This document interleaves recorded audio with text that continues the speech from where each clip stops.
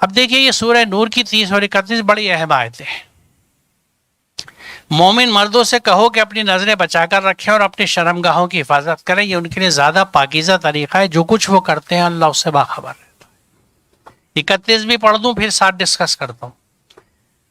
مومن عورتوں سے کہہ دو کہ اپنی نظریں بچا کر رکھیں اور اپنی شرمگاہوں کی حفاظت کریں اور اپنی زینت نہ دکھائیں سوائے اس کے جو خود ظاہر ہو جائے، اور اپنے سینوں پر اپنی اوڑھنیوں کے آنچل ڈالے رہیں. اب یہاں پہلی چیز نوٹ کرنے کی یہ ہے، آپ غور فرمائیں کہ پہلے مرد کی عصمت کا ذکر قرآن کرتا ہے.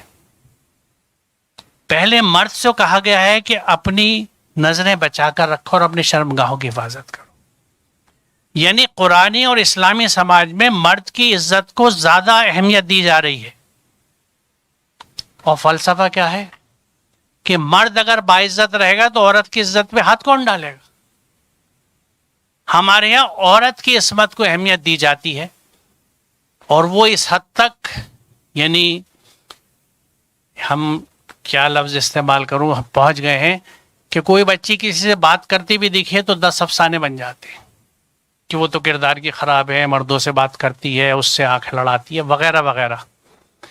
اور لڑکے جو کچھ کریں تو یہ تو لڑکے ہیں، کھیل کودے بچوں کا کرتے ہیں. سب جملے سنے ہیں میں نے. بچے کا، لڑکے کا گناہ، نواب زادے کا، صاحبزادے کا گناہ، شہزادے کا گناہ نہیں ہے، کیونکہ وہ لڑکے ہیں. دیکھیے میں ایجوکیشن ایڈمنسٹریشن میں تقریباً 15 سال رہا، پرنسپل کے طور پہ، وائس چانسلر کے طور پہ. بہت اچھا میں ٹچ میں چونکہ لوگوں کا رہتا تھا، اس لیے پرنسپل کے زمانے میں نہیں، وائس چانسلر جب کے زمانے میں پیرنٹس مجھ سے ملتے تھے. اب وہ یہ کہتے ہیں سر یہ بتائیے کہ یہ لڑکی ہے تو ہماری پڑھ رہی ہیں، لڑکے نہیں پڑھ رہے، کیا حل نکالیں؟ میں نے کہا جو حیثیت آپ نے اپنے گھروں میں لڑکوں کو دے رکھی ہے وہ لڑکیوں کو دے دیں، اور جو لڑکیوں کو دیے وہ لڑکوں کو دے دیں. ان کو جب تک آپ شہزادہ بنا کے رکھیں گے یہی کریں گے. ان کو زمین پہ اوقات پہ لے آئیے، ٹھیک ہو جائیں گے.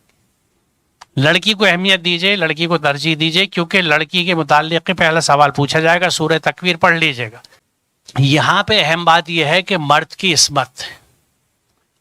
دوسرا اہم نقطہ یہ ہے کہ سب سے پہلے یہ کہا گیا ہے عورت و مرد سے کہ اپنی نظریں نیچی رکھو. سارا فتنہ خرابی کا نظر سے شروع ہوتا ہے. اسی لیے سویلائز سوسائٹی میں اسٹیئرنگ کو اچھا نہیں سمجھا جاتا. Don't stare. نظریں گاڑ کے کسی کو مت دیکھیے، نظر پڑی ہٹا لیجیے. قرآن کا حکم یہی ہے. کیونکہ جب آپ کسی کو نظر گاڑ کے دیکھتے ہیں، چاہے عورت مرد کو دیکھے چاہے مرد کو عورت کو دیکھے، تو پھر غلط رجحانات اور سوچ دماغ میں اٹھتی ہے، پسندیدگی اور ناپسندگی کی باتیں آتی ہیں. اور دیکھیے جو بات میں نے شروع میں کہی تھی، یہاں سے سوچ کا بگاڑ آتا ہے. جب سوچ بگڑتی ہے تو کردار بگڑتا ہے، کردار بگڑتا ہے تو پھر عمل بھی بگڑ جاتا ہے. اور سوچ کی انیشیشن یہاں پہ دیکھنے سے ہوتا ہے. تو اسی لیے قرآن نے یہ تنبیہ کی ہے. کیونکہ دیکھیے دو چیزیں جو ہیں، برائیاں اور زنا، ان کو قرآن نے صرف منع نہیں کیا بلکہ یہ کہا گیا وَلَا تَقْرَبُوا الزِّنَا. ایڈلٹری کے پاس بھی مت جاؤ. What does it mean? کہ ان کنڈیشنز کو بھی اوائڈ کرو جس میں ایسا ہو سکے. اس کی مثال میں اکثر اس طرح دیتا ہوں کہ ایک ماں اپنے چھوٹے بچے کو لے کے چھت پہ گئی اور چھت پہ منڈیر نہیں ہے، باؤنڈری نہیں ہے، تو وہ چھت پہ بیچ میں پلنگ رکھ کے بچے کو بٹھائے گی تو نیچے نہیں اترنے دے گی، چاہے 10 گز دور ہو چھت کا کنارہ، کہ اتر گیا تو گر پڑے گا. یہ ہے احتیاط کہ بچے کو پلنگ سے، کھاٹ سے، چرپائی سے اترنے نہیں دے رہی کہ اتر گیا تو بھاگ کے چلا جائے گا، گر پڑے گا، باؤنڈری نہیں ہے. یہ ہے وہ جذبہ جو وَلَا تَقْرَبُوا میں آتا ہے، وَلَا تَقْرَبُوا الْفَوَاحِشَ میں بھی آتا ہے، وَلَا تَقْرَبُوا الزِّنَا میں بھی آتا ہے. کہ برائیوں سے، فحش میں ٹوٹل برائیاں آتی ہیں، اس میں بے حیائی بھی شامل ہے. یہ جو مادہ ہے فحش کا، اس میں تمام طرح کی برائیاں آتی ہیں، اس میں بے حیائی بھی شامل ہے. تو ان کے پاس بھی جانے سے منع کیا جا رہا ہے، کیونکہ پاس پہنچ گئے تو بالکل ایسا ہے جیسے ایک سلوپ پہ پھسلن ہے، کچی زمین ہے.